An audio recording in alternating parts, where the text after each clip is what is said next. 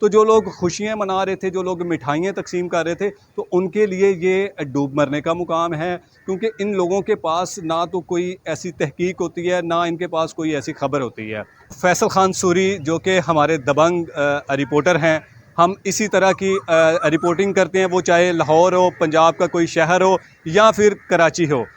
अस्सलाम वालेकुम। Sindh high court से एडी मलिक आपकी खिदमत में हाजिर है। आज ज़हीर और शब्बीर को बड़ा रिलीफ मिल गया है। जो लोग ज़हीर और शब्बीर को गैंग का नाम दे चुके हैं, उनके लिए आज चुल्लू भर पानी में डूब मरने का वक्त आ गया है। उनको चाहिए कि वो चुल्लू भर पानी लें और उसमें डुबकी लगाएं और मर जाएं। अगर उन्हें फिर भी मौत ना आए तो अपने नाक को ज़मीन पर रगड़ें, घसीटें, और अगर फिर भी उन्हें शर्म ना आए तो फिर मैं उसके बाद कुछ नहीं कहूँगा, क्योंकि वो इंतहाई ढीठ और घटिया किस्म के लोग हैं जो इस तरह के इल्ज़ामात लगाते थे। तो आज सिंध हाई कोर्ट में ज़हीर की जानिब से जो एक दरख्वास्त दी गई थी कि हमारे जो अकाउंट और हमारे जो आईडी कार्ड थे उनको ब्लॉक किया गया था, तो खुदारा हमारे आईडी कार्ड और हमारे अकाउंट्स को बहाल किया जाए। तो अदालत ने ज़हीर की जो पटिशन थी, ज़हीर की जो दरख्वास्त थी, उसको फौरी समाअत के लिए मुकर्रर किया था। तो आज वो उस दरख्वास्त की समाअत थी, तो जज साहब ने, इकबाल कलोड़ा साहब ने उनकी समाअत, उनके वकला के दलाइल सुने और फिर उसके बाद उन्होंने फ़ैसला जारी किया कि एक अगवा की FIR दर्ज हुई थी। जब लड़की बाज़याब हो चुकी है, जब लड़की प्रोड्यूस हो चुकी है, तो फिर अकाउंट और आईडी कार्ड को ब्लॉक करने की कोई वजह नहीं रहती। तो मैं इसलिए अहकामात जारी करता हूँ कि इनके फौरी जो अकाउंट और जो इनके शनाख्ती कार्ड हैं उनको अनब्लॉक किया जाए। तो ये आज ज़हीर और शब्बीर को बड़ा रिलीफ मिला है अदालत की जानिब से। और क्योंकि अदालतें हमारी बिल्कुल आज़ाद हैं और अदालतें जो भी फ़ैसले करती हैं वो मेरिट पर फ़ैसले करती हैं।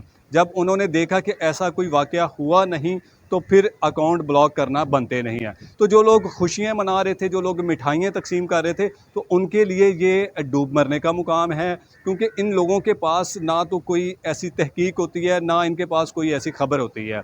ये सिर्फ़ और सिर्फ आपको झूठ पर झूठ ये वीडियोज़ बनाते हैं और उसके बाद ये अपने व्यूज़ की खातर, चंद टकों की खातर ये अपना इस तरह का तमाशा लगाया हुआ है। इन लोगों को चाहिए, मेरी अभी कुछ देर पहले जब कोर्ट रूम से जबरान नासर साहब वो बाहर आए, उनसे मेरी गुफ्तगू हुई, उन्होंने बड़े प्यार से, बड़े मुखलसाना, देखें अच्छे इंसान की यही पहचान होती है, तनकीद जैसी मर्दी हो वो सामना करता है। उन्होंने हमें बुलाया, हम उनके पास गए, उनसे बल्कि मुझे तारफ़ करवाने की ज़रूरत ही नहीं पड़ी। उन्होंने मेरा नाम लेकर मुझे कहा कि एडी भाई आप माशाल्लाह से बड़े अच्छे और सीनियर हैं, बल्कि आप दोनों भाई बड़े नाइस हैं, और जो भी मामलात होता है वो एक ना एक दिन तो ख़त्म होना ही होता है, और ये मामला भी चंद दिनों में ख़त्म हो जाएगा। हम वकील हैं, आप मीडिया के लोग हैं, हमारा चोली दामन का हिसाब है। तो मैंने उनसे कहा कि सर हमें आप टाइम दें, हम मुकम्मल आपसे गुफ्तगू करना चाहते हैं, जो कि लोगों को एक तरफ का जो नैरेटिव जा रहा है, हम चाहते हैं कि हम दोनों तरफ का नैरेटिव लेकर आएँ। तो उन्होंने कहा है कि मैं आज किसी मसरूफियात की वजह से कहीं जा रहा हूँ, तो आपसे मैं ज़रूर रब्ता करके मैं आपको अपने ऑफ़िस बुलाऊँगा, आपको खाना भी खिलाऊँगा। ये होती है अच्छे इंसान की पहचान। उन्होंने इतनी रिस्पेक्ट दी। कल जो भी कुछ एक दो दिन पहले जो भी हमारी उनसे मीडिया टॉक में जो भी बात हुई थी, उन्होंने उस चीज़ को भी बड़ा अप्रिशिएट किया कि ये होती है अच्छे सहाफ़ी और जेन्युइन सहाफ़ी की पहचान।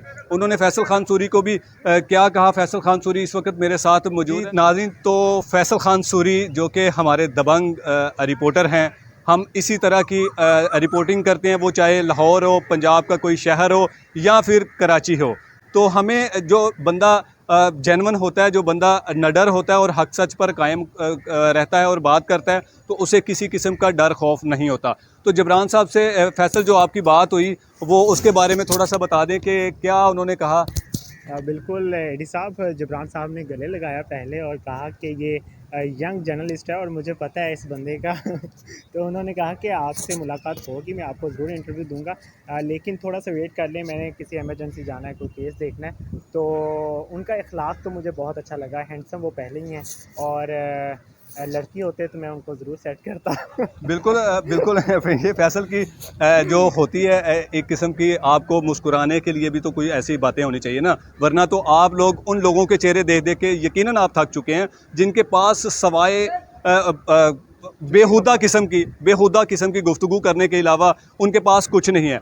कराची के लोग इस वक्त हम ये सिंध हाई कोर्ट के अहाता में मौजूद हैं और अभी कुछ ही देर पहले जबरान साहब अपने किसी यहाँ से कोर्ट रूम से फारिग होकर वो गए हैं, तो उन्होंने हमें जिस अंदाज से हमारे साथ उन्होंने गुफ्तगू की है, यकीन करें कि हमें बहुत अच्छा लगा है और हम उनके पास जाएंगे।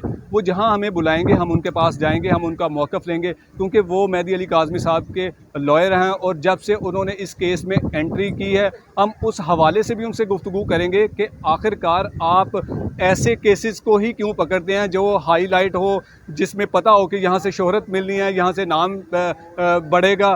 तो इस तरह के जो केसेस होते हैं उनमें ही क्यों आप छलांग मारते हैं। बहुत सारे सिंध हाई कोर्ट में, सिटी कोर्ट में ऐसे केसेस हमारे साथ लोगों ने हमें बताया कि जी हम इतने सालों से ज़लील ख्वार हो रहे हैं, हमें कोई अच्छा वकील नहीं मिलता या हमें कोई सुनवाई नहीं हमारे केस की होती। तो खुदारा हमारे लिए कोई ऐसा इक़दाम उठाया जाए ताकि हम कई सालों से जो ख्वार हो रहे हैं हमारी उस ख्वारी को ख़त्म किया जाए। तो जबरान साहब से मैं रिक्वेस्ट करूँगा कि आप वकील होने के साथ साथ एक समाजी कारकुन भी है, तो काइंडली आपसे रिक्वेस्ट है कि आप इस तरह के केसेस के साथ साथ उन लोगों के भी केसेस को हाईलाइट करें जिनके पास इतने वसाइल नहीं होते, जिनके पास इतनी अप्रोच नहीं होती। आप इन लोगों से ऐसे केसेस को बल्कि आप इग्नोर कर दिया करें, क्योंकि जो ऑलरेडी पहले केस हाईलाइट हो चुका होता है उसमें बड़े बड़े नामों की या बड़े बड़े लोगों का सामने आना बनता नहीं है। तो मैं उनके इस मेरा ये ओपिनियन है कि हमारे इन सवालात के वो अच्छे अंदाज में और अच्छे अल्फाज में वो जवाब भी देंगे और उनसे ये जानने की कोशिश करेंगे कि आखिरकार इस केस को किस तरफ लेकर जाना चाहते हैं, क्योंकि ये पसंद की एक शादी है, सिंपल लव मैरिज है और ये रूटीन में होती हैं, रोज़ाना की बुनियाद में सैकड़ों इस तरह की कोर्ट मैरिजेस होती हैं। लेकिन इसको जो रंग दिया जा रहा है, आप सब लोग अब जान चुके हैं कि ये रंग किस तरफ जा रहा है, ये कौन लोग हैं जो इसको भड़का रहे हैं और ये कौन लोग हैं जो इस केस को ख़त्म होने का नाम नहीं दे रहे। तो उनको भी अब अपना कोई इस तरह का एक काम करना चाहिए, कुछ उन लोगों को सामने लेकर आना चाहिए अपने प्लेटफॉर्म पर जिनकी आवाज़ दबी हुई है। तो ये अनकरीब इन लोगों की तमाम की जो झूठे किस्म के लोग हैं जो मुनाफिकत फैला रहे हैं, जो आपके दिमागों को चेंज कर रहे हैं, जो आपको और जो कुछ फ़िरका वारियत की तरफ ले जाना चाह रहे हैं, आखिरकार इन लोगों की अब दुकानदारी बंद होने वाली है और हम इंशाल्लाह जबरान नासिर साहब का हम मौक़िफ़ लेने के लिए उनके पास ज़रूर जाएंगे। जैसे हमारा उनसे रब्ता होता है वो हमें बुलाएंगे, हमें इनविटेशन देंगे, हमें अपनी लोकेशन पर बुलाएंगे, हम ज़रूर उनके पास जाएंगे और उनका इंटरव्यू आपको हम ज़रूर सामने लेकर आएंगे। इसी के साथ मुझे दीजिए इजाज़त। अल्लाह ने के बाद।